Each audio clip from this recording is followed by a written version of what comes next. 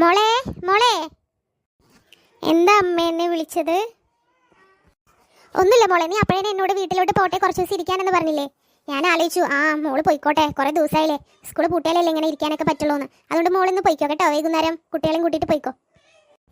അമ്മ ശരി. എങ്കിൽ മോള് പോയിട്ട് ഡ്രസ്സൊക്കെ പാക്ക് ചെയ്തോ, അച്ഛൻ കൊണ്ടാക്കി തരാം. ശരി അച്ഛാ.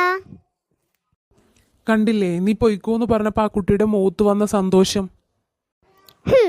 നിങ്ങൾ ധാരണപ്പാളെ വീട്ടിലോട്ട് പോകുന്നത്. എടി, നിന്റെ പോലത്തെ സ്വഭാവമാണ് എൻ്റേതും കൂടിയെങ്കിലേ ഇവിടെ വരുന്ന മരുമക്കളുടെ ജീവിതം നരകമായിരിക്കും. ഒന്നില്ലെങ്കിൽ അമ്മായി അപ്പൻ നന്നാവണം, അല്ലെങ്കിൽ അമ്മായി അമ്മ നന്നാവണം.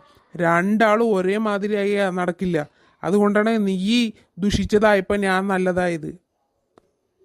നിന്റെ മനസ്സിലൊരു ചിന്തയുണ്ട്, വന്ന് കയറുന്ന മരുമക്കളെ നിലത്തിരുത്തിയിട്ട് അവരുടെ തലയിൽ കയറി